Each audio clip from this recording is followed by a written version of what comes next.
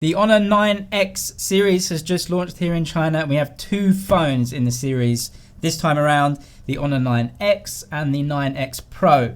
There are only some little differences between them, but the price is actually quite different between them. So let's have a look. Both phones are very, very similar in all of the components they use. They've both got the new processor from Huawei, the Kirin 810. This is Huawei's new mid-range chip. I'm really looking forward to test out these phones with the new 810 chip in them versus some other budget or mid-range phones using the Snapdragon 712, the K20 from Redmi using the Snapdragon 730. These aren't the first phones to use the new Kirin 810 processor. The Huawei Nova 5 already uses that chip and it's already been released here in China. So both the 9X and the 9X Pro have exactly the same screen.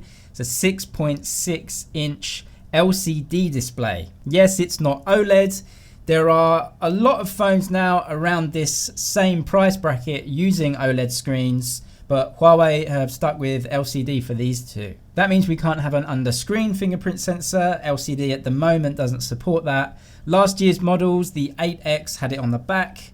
They've moved it to the side on the 9X and the 9X Pro. The phones were pretty big, but nothing out of the ordinary. I think having it on the side there is not an issue. Although again, there are a lot of phones around this price point that are using under-screen fingerprint sensors as well. The 9X Pro is a lot heavier than the 9X though, and that's because the 9X Pro has something that the 9X doesn't, which is a liquid cooling system. Huawei are saying this is going to help you a lot when you're gaming. There are some slides saying how the 9X Pro is so much better than competitors at keeping cool while gaming. Of course, Huawei would say that, but we are seeing this in more and more phones. So having a liquid cooling system in the 9X Pro should theoretically help us when we're playing PUBG or any other game that you play. It's just PUBG, right? When it comes to the battery, both have a 4000 milliamp hour battery.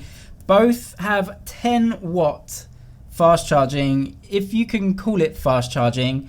That is, again, not as good as some of the competitors around the price point. The battery is pretty large, so it should last a long time.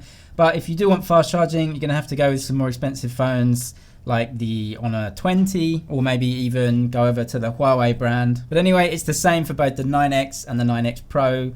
Another area where they differ is in the camera setup. So the Honor 9X has a dual camera with a 48 megapixel sensor under the main camera. It has a depth sensor as well.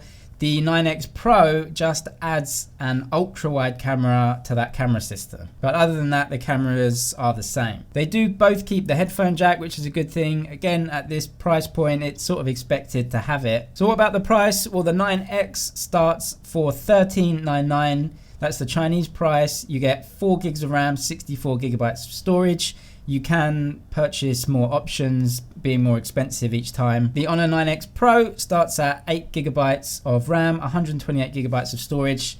That's $2199, and you can buy a version that is more expensive that gives you more storage. So for the price point, they are competing against phones like the Realme X and a few others. The Realme X is sporting an OLED screen and an under-screen fingerprint sensor that the Huawei isn't, but Huawei are always going to say they've got a brand new processor in this and it beats any of those mid-range Snapdragon chips. We'll have to wait and see if that is the case. I'm looking forward to getting both the 9X and the 9X Pro on the channel and testing those phones out against the competition. If you want to see that, please subscribe. That will be coming soon when these phones are released at the end of July. The Honor 9X Pro is being released 7 or 10 days after the Honor 9X.